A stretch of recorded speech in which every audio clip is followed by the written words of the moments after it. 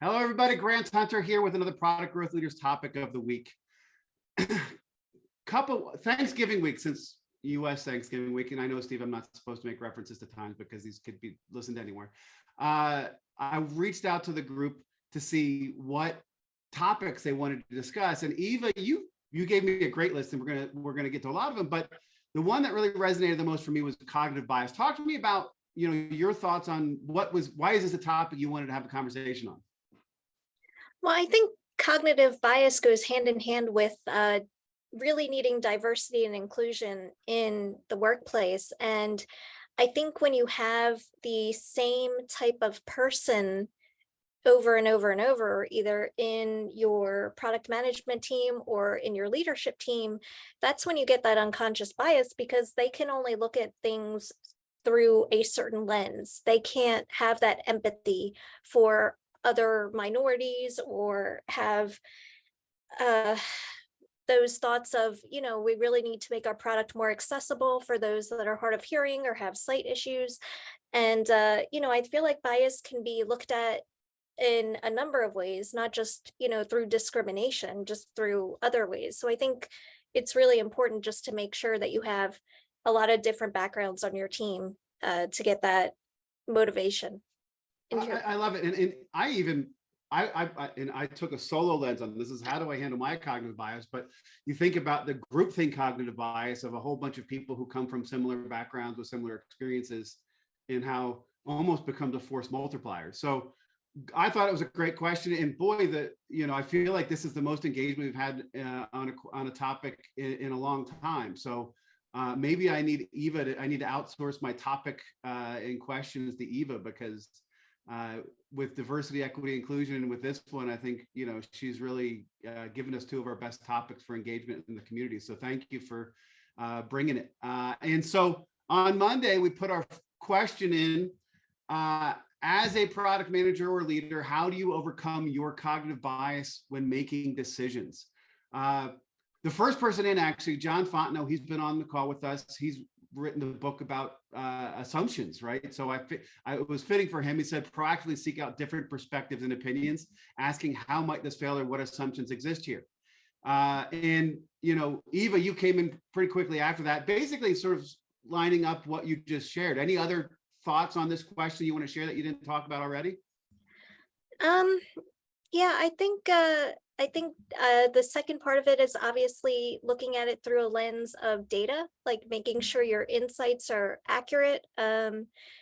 Basically, if you have those inaccuracies with your data, then you're going to have bias on your customers, your product, your platform. So obviously, I'm not saying that all of us need to be DBAs in a previous life, but we definitely have to have an understanding of how our data is used day to day within the product. It actually takes me to a conversation you were having on Twitter with our friend Saeed Khan about SQL skills. Yes. So, that may be an interesting conversation for us to have as a topic of the week, is the importance of data and or technical skills for product management, because there's a lot of conversations going on that. Awesome. May, you came in with a thesis.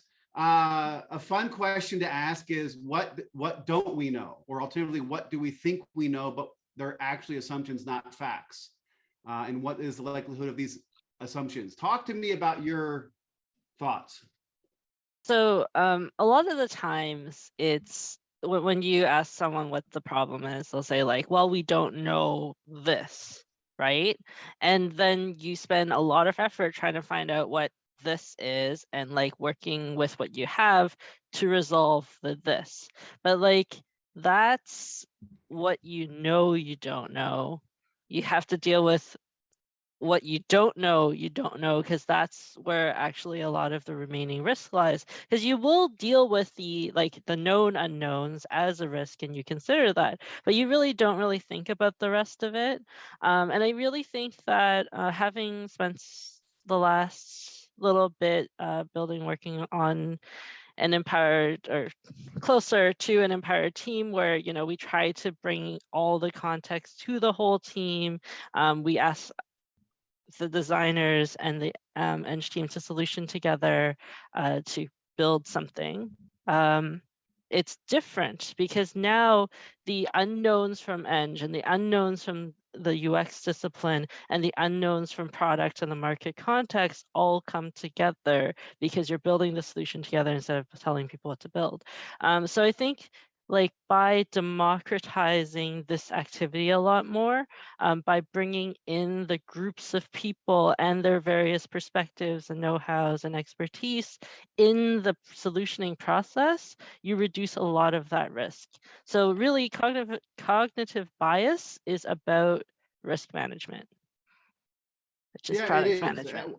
A lot of product management is about Yeah. risk management, but I love the idea of the democratization of it. And if we make decisions more transparent and, help people understand what are we expecting, whether it's data or even anecdotally, to support that type of stuff. I think that it's a good way to help us do that type of stuff. Thank you, May. Calvin, how about getting a little data, right? It's the step before what Eva writes about ensuring your data insights are accurate. Talk to me about that. Yeah, I think sometimes people jump to conclusions and believe they know based on their past experiences, or without really looking and drilling into or gathering data, particularly quantitatively. So I think that, Eva makes a good point of making sure the data assumptions are correct. But I think even before that, it's making sure you're actually gathering data in the first place. Yeah, get that data. In part of this goes through part of the process. You need to validate some of your assumptions, right? There is a lot of scientific method to product management, and we need to turn those hypotheses into data so we can do that. And maybe that's part of this process, right? Is validation, is going out and doing validation, checking your biases?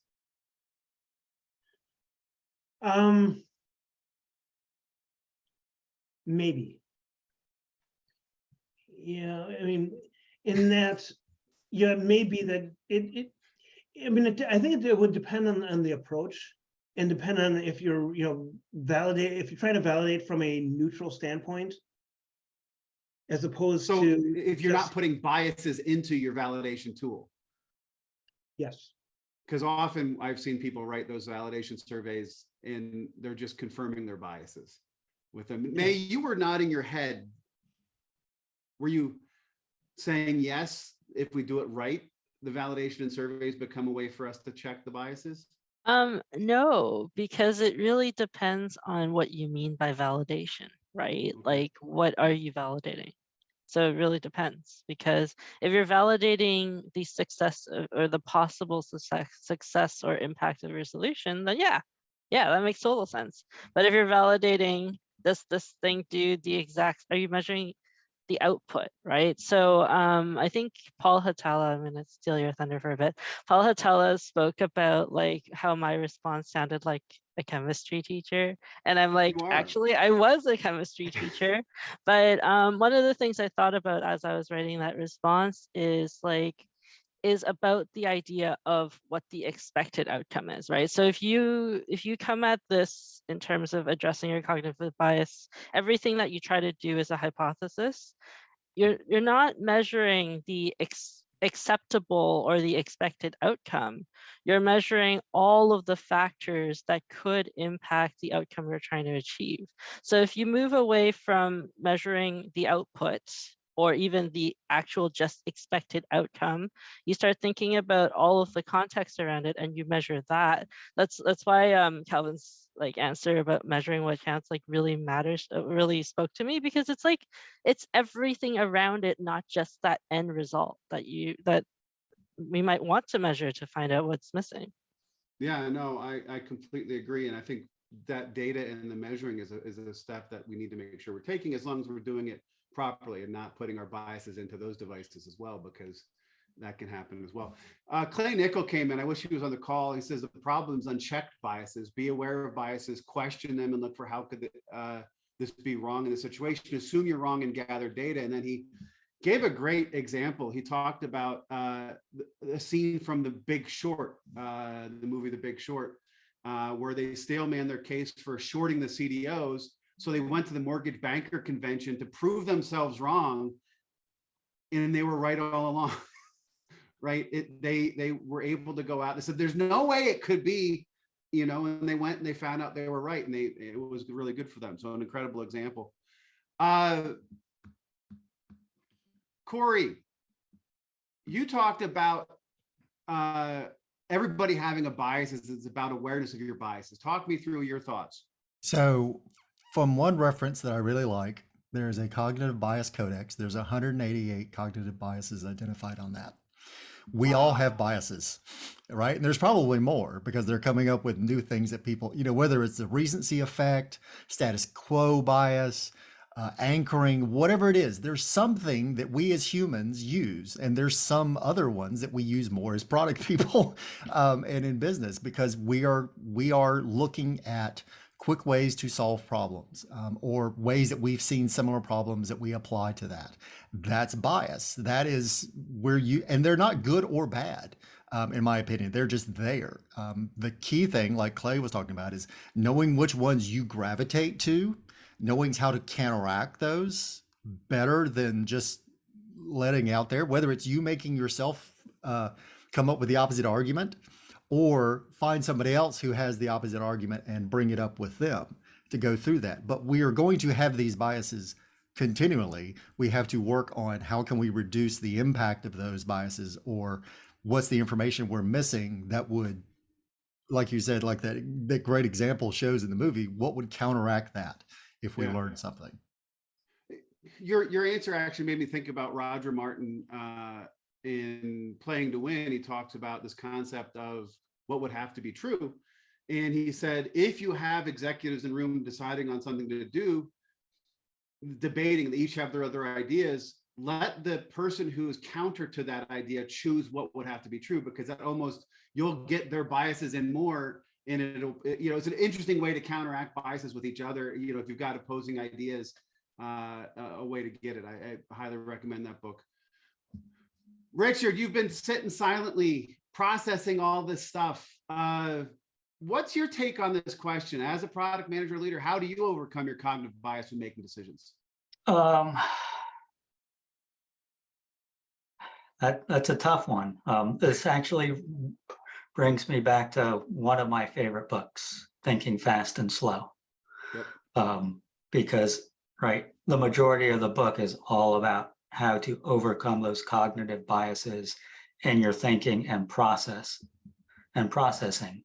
Yes, exactly. Calvin has that book because it looks pretty on the shelf behind him, so for his room raider thing. But does anybody ever read that book? I mean, it's so long. No, I've actually read it a couple times, and I used to listen to it every day on the way to work in the car. Okay. So Kahneman, you like this idea of thinking fast and slow, and how I do, because everybody there's that book Blink, and it's like, oh yeah, just go with your gut instinct, but that only works if you have previous experience. If you have no previous experience, and that your gut instinct will fail more times than it won't.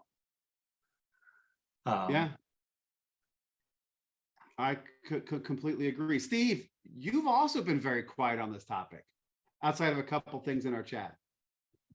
Just wanting everybody to get their thoughts in. As we've been talking about this, I'm reflecting on the heightened importance I place on personas. Although, as I was listening to everybody, often our personas are the embodiment of our bias. I get that.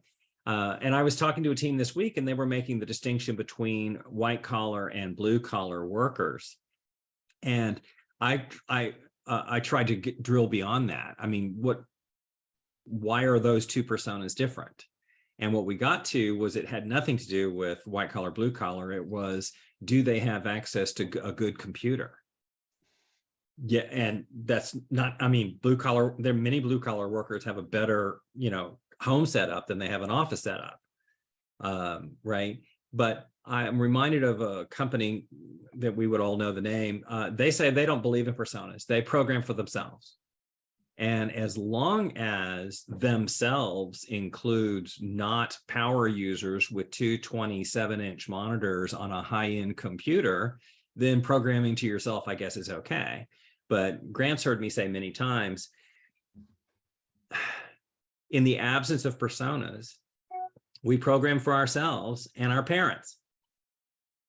And even there, I find it so fascinating as I do things with my mom whose eyesight is failing, I'm so much more aware of how difficult it is to read or to open a pill jar that has instructions that she can't read. I'm very aware of that. And I'm also dealing a lot with my nephew's children who are, preteen, and being able to see things through their eyes and see things through my mother's eyes has been really quite interesting in terms of removing some of my own biases. So I think personas are a great way, as long as the personas themselves are not stereotypes. So Steve, to go back to your point about the quality of the computer, my disagreement there would be everything on the internet these days is there to reinforce your confirmation bias.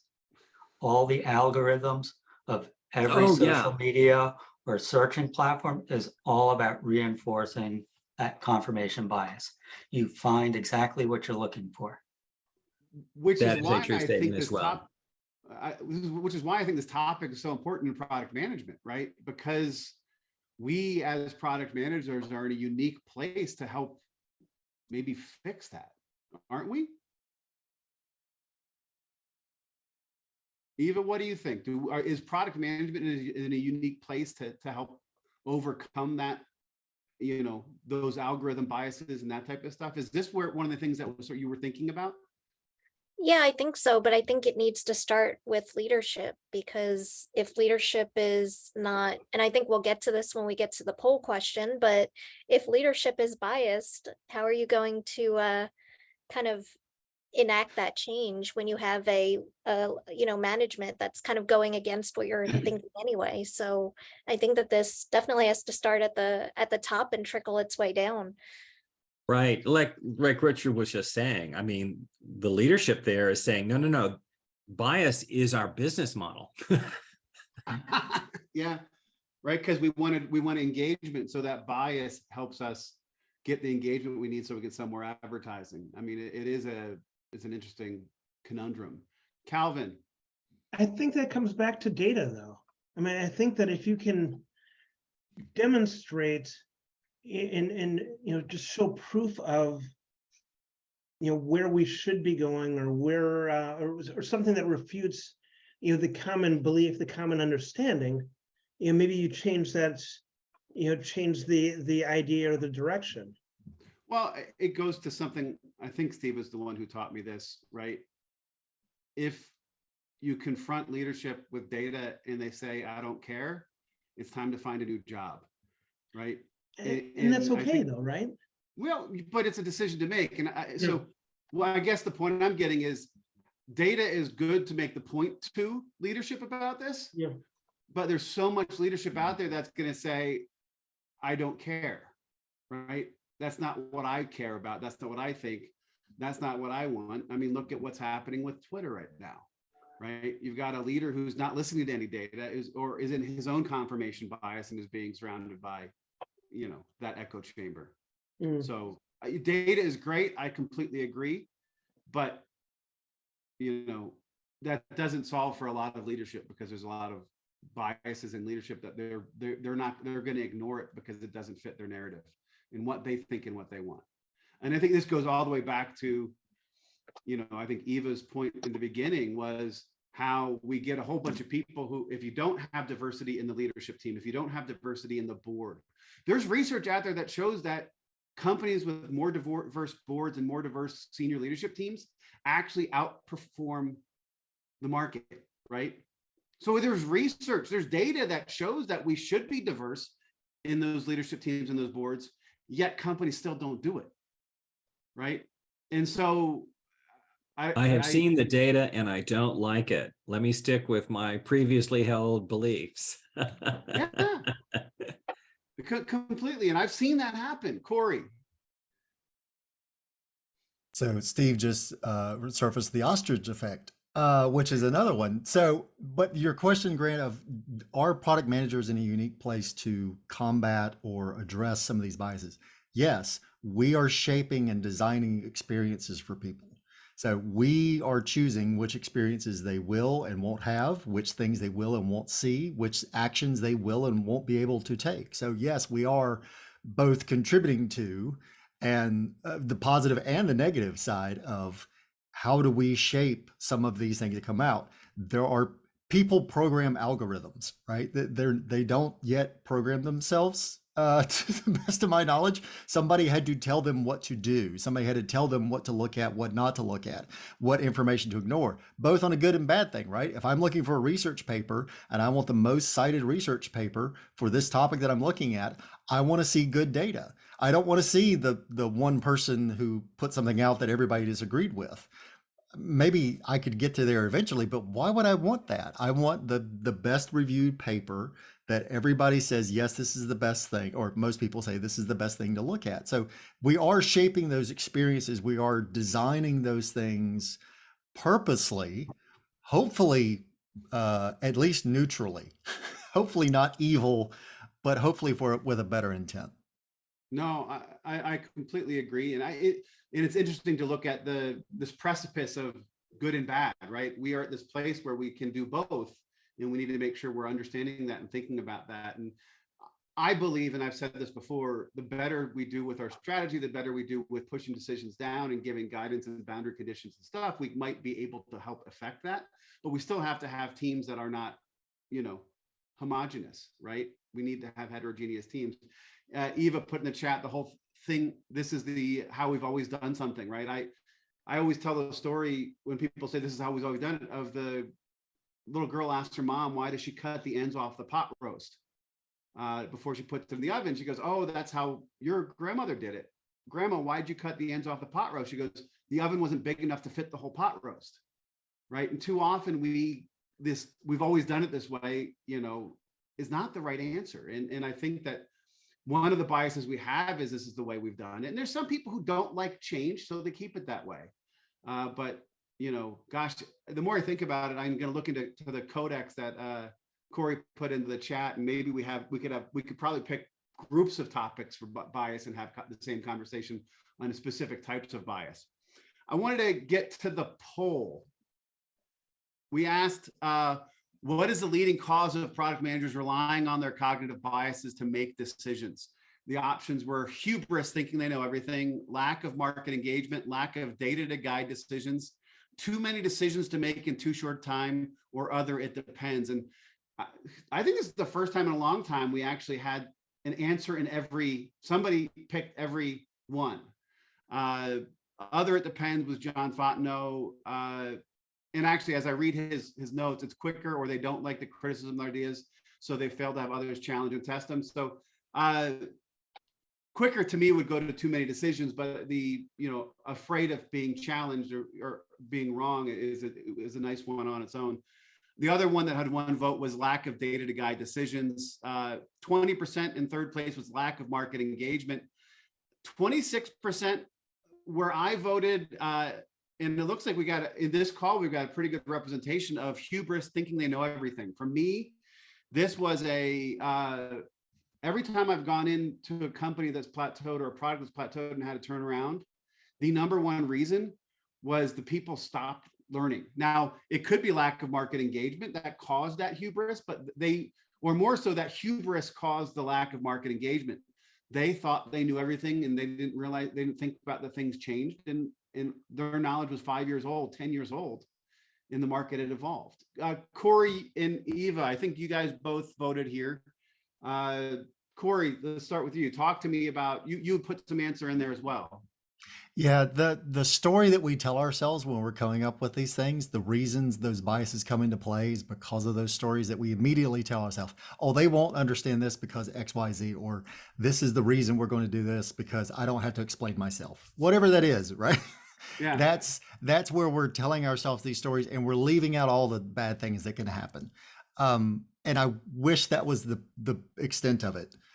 The problem is that I've seen most times is sometimes product people aren't given the ability to use their biases. They're hoisted upon with biases of other people that they have to then go through and implement, even if they suck. And so your thinking then becomes, do I challenge this person? Do I leave, or do I just do my job and go home? And take my paycheck. Yeah. And it's Yeah, not my problem. Isn't that sort of what quiet quitting is, right? It's doing the minimum, but I think Yeah. that the idea that I would like to have, I would like to have the opportunity to fail with my own biases. Let me put it to you that way, instead of failing with somebody else's. Boy, that is a little hubris there, isn't it? Yes. I would rather it fail with is. my own biases than with somebody else's biases. I guess if you trust your own biases more. Eva, I think you voted for this as well, right? Yeah, I did. I looked at it as a lens of my former companies, dealing with product managers that were egotistical in a way. And me being a technical support engineer or a product owner and questioning them and them coming back and basically saying, well, using I a lot. Well, I wouldn't do this, or I wouldn't do that, or this isn't how it should work. And I think, yeah, it's hard to kind of speak up in those situations. So that's why I picked the first option, just dealing with my history of certain product managers in the field, to be honest. And I will say, I've been trying to get people to vote for hubris of product management on many polls. This is the first time we had any traction on us looking ourselves in the mirror as a profession, realizing that hubris, I guess, is probably for many roles and many functions, it's an issue, but it's nice to see those come in here. Calvin and May, you guys both were with that third place, won the 20% of lack of market engagement. I guess if I had put my vote there and it would have been reversed. Talk to me about that, May. So I always just assume the best in people. And I like to think about this from, if you're a really good product manager, you're super experienced, and like you've dealt with a lot of the hubris bit, right? Yeah, maybe that's the most common thing, but I like to work where people are good. So let's assume it's not hubris. Yeah, you have too many decisions to make in a short time, but like for me, I spend a lot of time thinking about the structures around product management, right? Why is there too many decisions? Why is there hubris? Why do you feel like you already know everything? And usually it's access. Access is the problem. Like we always come back to talking about access to data. Are we measuring the right thing? Are we making hypotheses based on things that we know based on research? Are we talking about the risk? And a lot of the times, like what, at least from the people I've talked to, I feel like product managers disengage and like either embrace hubris or embrace too many decisions because they don't have access. And access also means you are too busy to go and do market engagement, to do market research, to go and like learn the things around you.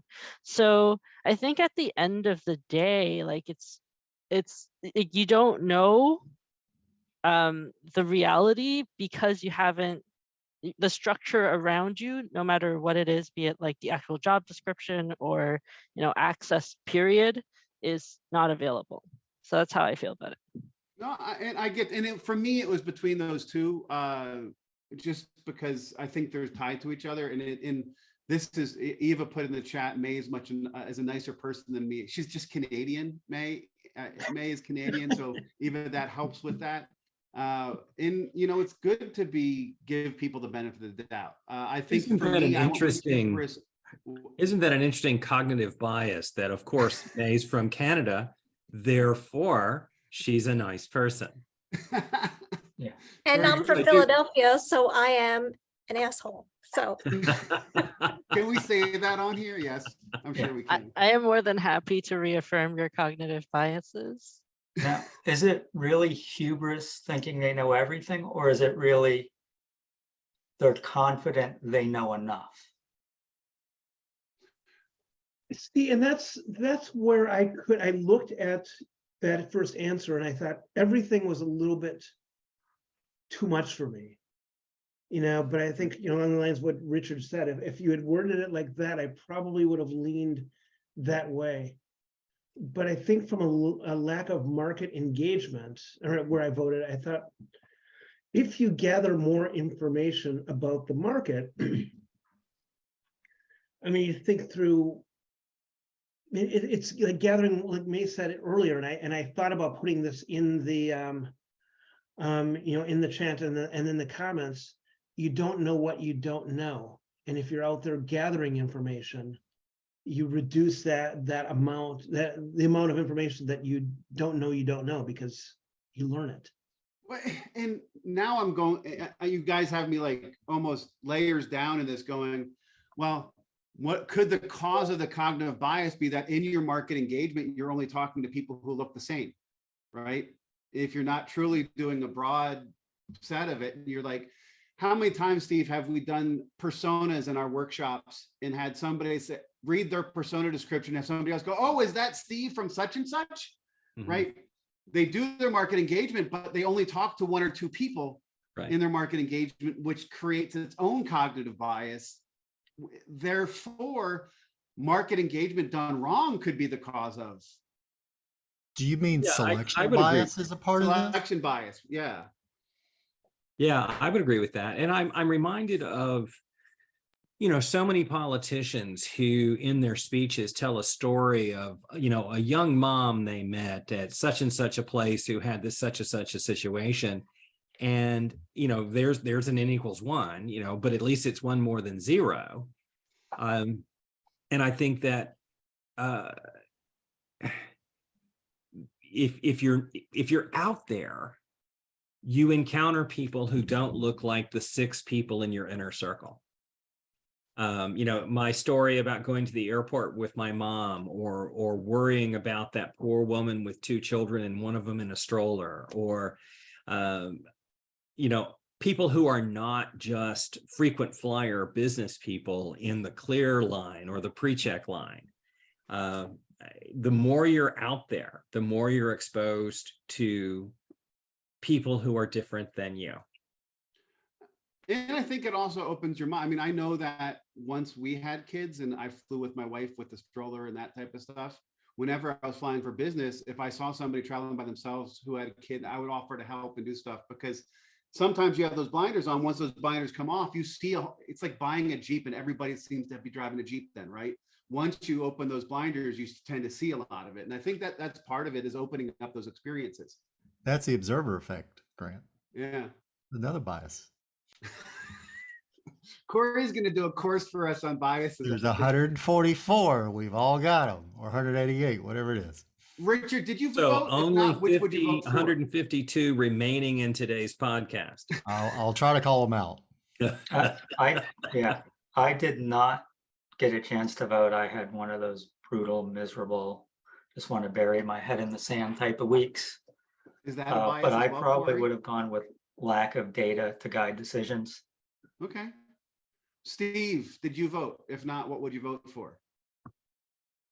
I did not vote, but I would have voted for market engagement, and remind everyone that since 1995, I have been saying our opinions, while interesting, are irrelevant. Dang it. I should have led with that, Steve. I have my moments. And this, what were you saying? I have my moments. You do. This conversation on the poll has really gotten me to a place to realize that the way I worded the hubris, I think even I have worked with some of the same product managers who have this, know-it-all, hubris, and I probably worded it that way, and that's why I voted that way. To me, is the cause of the lack of market engagement because you think you know it all, or is the cause because you don't have access and you're not doing it? And maybe those are 2 different ways to look at it.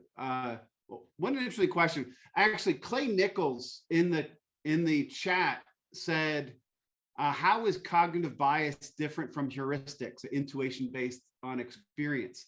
And so I've decided that should be a question. Where is the line between intuition and cognitive bias?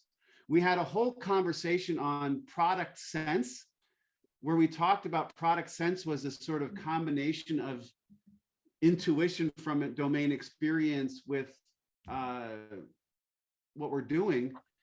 But where is that line, right? We talk about our intuition, we talk about product sense and product management. Is there a time where intuition is good, or is it always cognitive bias? What's the difference? Cory. I think the point at which you start to make actionable decisions. So there's thinking, and that's intuition. There's experience falls into that. But once you start to actually do something, that's where I think there's cognitive bias parts come into play, because now you're not just thinking about things, you're actually doing something about them, you're putting it forward, and that's where you start ignoring other things. I don't know if that's right, but it sounds right. No, I like that. But, you know, we talk about making product decisions, how intuition is such an incredible thing to pair with data. But this question of cognitive bias really has me really, you know, I've always been a gut guy. I've always been an intuition guy. And now it's May. So I was at a conference, and the company hosting said that they did a little, like, you know, not quite scientific study, but they split up their product teams into two groups. One group was told to explicitly make their prioritization decisions entirely based on gut, and the other one was told explicitly to only make prioritization decisions based on data. And afterwards, they would come together and make the list of like the final deciding priorities. And at the end of the day, it was a mix. It was pretty much 50-50 of like both sides. And I think the thing about data is that there are, you know, as PMs, if we're doing our jobs properly, we're talking to a lot of people, and there's a lot of things that probably won't get added to your insights queue or feedback or whatever you want to call it, whatever tool you're using. It might not actually live there. You might not be able to pull actual data, because a lot of the things we hear just become like a part of the landscape of the, like, that we understand our world to be. So I think intuition relies on the work that you've done previously and the work that you continue to do. And the more work you do, the lower likelihood it is to be cognitive bias, but cognitive bias is informed a lot by the structure around you, which is why I always go back to the structure. And again, like leadership and who decides how we work, what's important to us, what will we not compromise on, right? Back to what we were talking about in the poll and what Cory talked about, if your intuition is based on a selection bias of people you're getting your intuition from, it probably can lead to cognitive bias. If you are truly opening it up, and so maybe part of the issue is selection bias is the thing we need to deal with at the front end, upstream, to help us make sure that our intuition and learning is based on a heterogeneous community or market, not just a selection bias group of people. I took a course in my MBA program called Marketing Engineering, and it was all about how do you use data and that type of stuff to make marketing decisions. And the first day of class, and I don't know the numbers, and I've tried, and believe me, I've tried to find the research report. The guy said there was a research report on decisions based on gut versus decisions based on data versus decisions based on gut and data. And it was something like success rate of gut only decisions was like 25%, success rate of data only decisions was like 40%, success rate of decisions that use data informing gut was like 70-some%. I think they made those numbers up because it sounded like what they wanted to tell us. But, you know, Steve often talks about data informed, and maybe that's part of how we get away from the cognitive bias, you know, in that the data informs our intuition. Again, all of it's coming from our source. If our source is not, if there's bias in our source, that creates its own bias of what could be going. Steve, any thoughts? Well, that's kind of where I was going. I think that intuition implies informed. Yeah. It always makes me laugh when somebody who's like 18 says, you know, their goal is to be a senior product manager right out of college, or their goal is to be an influencer. And it's like, you don't know anything.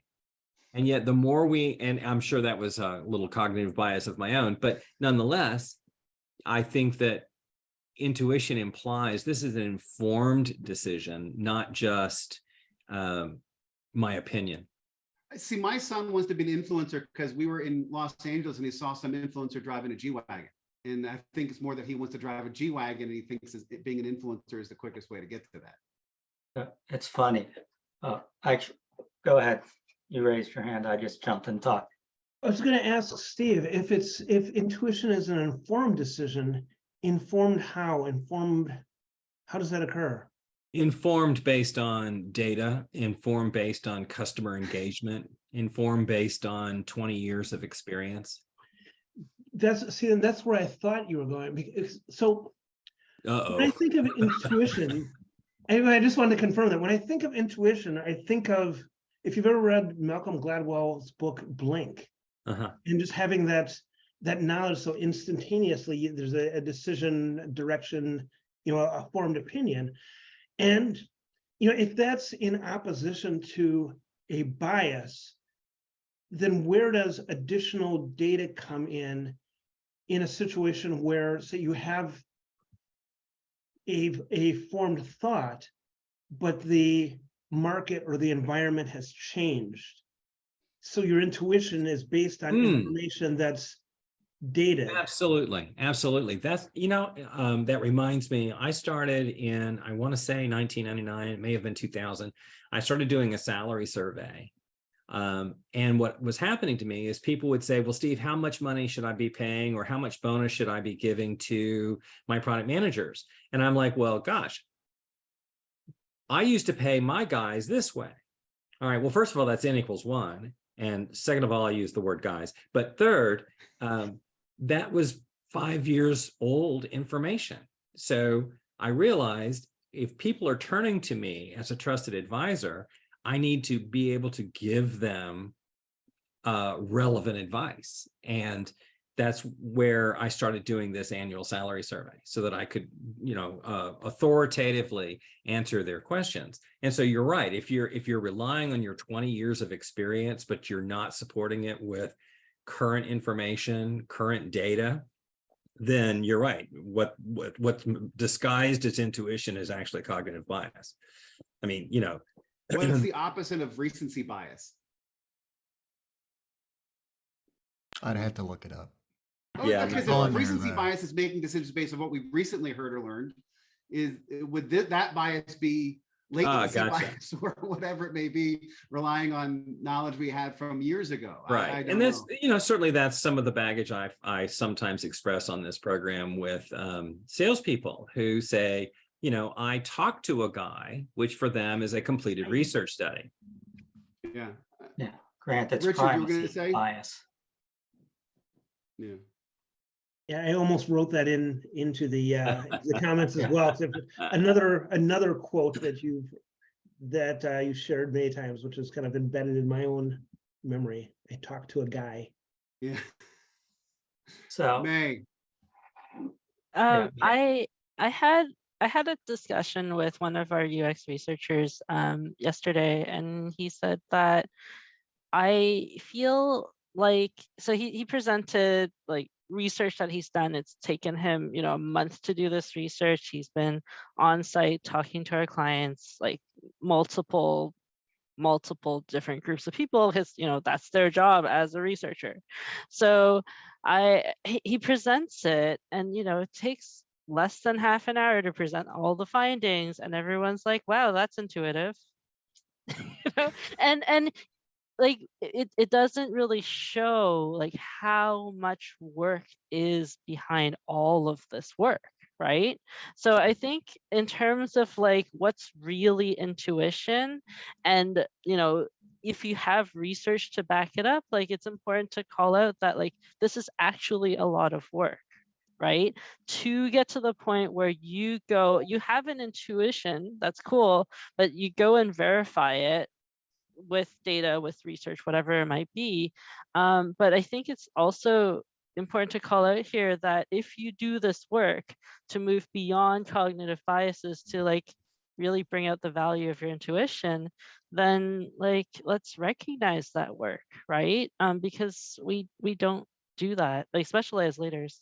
So I No, just wanted to I could completely agree. Too much, it becomes confirmation bias for some people. So they write off, I knew it all along, and they discount the work that was done. Richard. Yeah, so if there's one thing I've learned over the past decade, it's data can be used to tell any story you want, no matter how extreme it is, right? It's this whole concept of lying by omission, leaving key parts out, right? You're presenting data, you're presenting factual data, but by leaving key parts out, whether you know it or not, you're telling the wrong story, right? Some people do this intentionally, other people do it without knowing it. And to give a perfect example, I'm not going to say at my previous company because, right, I don't want to throw anyone under a bus, but there was a director there who was positioning himself to be the SVP of engineering, right? And in doing so, he crafted every report for senior leadership to tell the story that made other departments look like the bottlenecks instead of his, right? So they're getting these I've seen that. reports. I've actually had a director who I reported to who was like that. Right? Their senior leadership is getting these reports and they're like, wow, this group are rock stars. They can do nothing wrong. And I've got the data to prove it. Yeah. Right. And the position it put everyone else in the room was they're spending more time putting out fires and defending themselves than they are being productive. Yeah. Wow. I mean, gosh, that could be a whole nother thing on sort of culture and that type of stuff. We could probably do a whole session on that. When I Story took alone. statistics in college, the guy showed up and said, "Hi, welcome to Statistics 101. This is where we teach you how to lie with numbers." Yeah. I get it. Eva, any thoughts on this line between intuition and cognitive bias? I mean, it's hard for me because I'm a newer product manager, but I can tell you from a support perspective, I definitely relied on intuition bias because that's how you fix problems. You relate it to your intuition. So as a newer product manager, I completely admit, being only in the field for a year, that there is a lot of things I don't know, and I'm not afraid to ask a lot of questions. Which is one of the greatest ways to sort of check your bias, right? Always going with that. Karen, any thoughts on this? No, ironically, this morning I was at a breakfast with a group of friends who are all senior leaders, and we get together every couple months just so that we can check ourselves. So it was very much one of those, hey, stop what you're saying. Here's what I'm hearing. I don't know if that's appropriate. Is that correct? So when I think about intuition, I agree with what I think Calvin was saying around, I have this history and it's led me to believe certain things heuristically. Yeah. And I feel comfortable relying on that. But the cognitive bias piece, I'm aware of, so I try to surround myself with people who can check me so that I can try to stop and have this crossroads of, all right, all these things in my history and my current state have led me to this point, data, feelings, whatever. Now, let me get some other data points of actual people in the room to check my thinking. As long as they're not yes people and who just like nod their head and say, yeah, fine, that sounds good. But I don't know how to distinguish between the two, cognitive bias and intuition, because I think they're a little bit entangled. They are, but hence the question. Yeah. One of the Go ahead, May. One of the things I put in my response to the question was, is what you know, are your statements an assumption or a fact, right? And what's the risk tied to that level of assumption? So if everyone understands your statement to mean this customers need real-time reports, but in reality it's 80% of this customer segment want real-time reports between noon to 3 p.m. on every other Thursday. Like, do you really need real-time reports, right? So it's very different, but once you state the assumption, then people can ask questions. So I think that's important. I wish people would be better at using statistics, because we're so good at saying, well, 80% of the people, but like May was saying, well, hey, 80% of this subset. So if we could do some, and I did it in school, I don't remember how to do it, but it was miraculous, where you can say, where you can account for certain other facts, right? And I don't even remember the terminology we use. It's been that long. But yeah, if people could just say, okay, hold on, let's dig deeper into these statistics. What do they really tell us? Statistics never lie, but liars make statistics, kind of. Yeah. Well, because it's liars know how to use 80%. statistics. Yeah, it's 80% of the people who are willing to answer the question whether they need real-time reports, and the majority of people who are going to answer the question are the people who want it. Right, the ones who don't need it just gloss over and don't even answer the question. So there's even a cognitive bias in the responses from the people who you have to read into it. And the selection bias, yeah, we're getting to all of them, right? And actually, Karen, I love this idea, and I'm putting on my product leader hat. If I were a product leader, I probably would want to make sure that either within my team or even outside of it, my people were doing those types of check-ins with people, who building those coaching and support systems and peer systems to be those checks on a regular basis. And you probably could do it not on every single product decision, but just even a, regular talking to people. I mean, this call at times becomes a bias check for me. There's somebody on this call right now who always will tell me when my biases came out, and they know who they are. They're smiling. But I think that as leaders, we need to really think about this and enable our teams to make sure that they're ready for this. We're going to go to our lightning round, and we are getting close on time, so we do need to be lightning. What is the outcome if cognitive biases are left unchecked in a product organization? So what's the outcome? What happens? I was about to put some bias into how I read that question and decided to stop myself. Calvin. You build products or build solutions that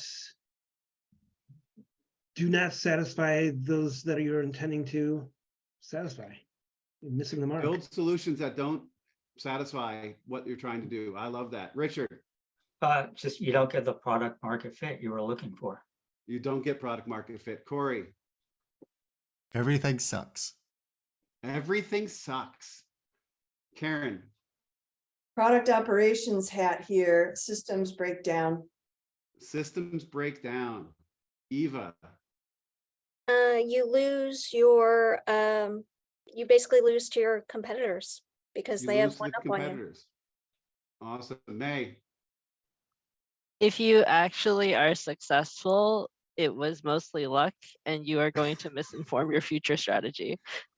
But if you're mostly successful, that will confirm your biases and you will just double down to the next one. Yep. Steve. I'm gonna read from the chat stream. May for the win. I'll just agree with May. Well done. And what I'm going to say, I'm going to sort of bundle everything else up. You fail, right? You fail. Unless, in May's point, you get lucky. And that happens plenty. There's plenty of times where that's happened, but I don't want to count on luck. I want to make sure we don't. What a great conversation. Eva, thank you for suggesting this great topic. I think we could probably spin 2 or 3 more topics, just going deeper in some of these areas, and maybe we will in the future. But, just even having the conversation makes you aware of it. in my mind, it makes me think more. And like when I think about something or make a decision, I now check myself because of this conversation, right? Decisions I made during the call were like, oh wait, is that my confirmation bias? So I think that just being aware of it and talking about it is a great way to start. And we do these conversations every week. What a great panel. Richard, May, Eva, Calvin, Karen, Cory, my partner, Steve. Every week I learn, I grow, I question, and this is why I love doing the topic of the week all the time. So we do it every week. Monday, the question goes in. Wednesday, the poll goes in. Friday, we have these amazing conversations. We learn, we grow, we challenge. And as a community, we get better. So thanks to everybody in the call. We'll see you next week in the community. Take care, everybody. Have a great weekend.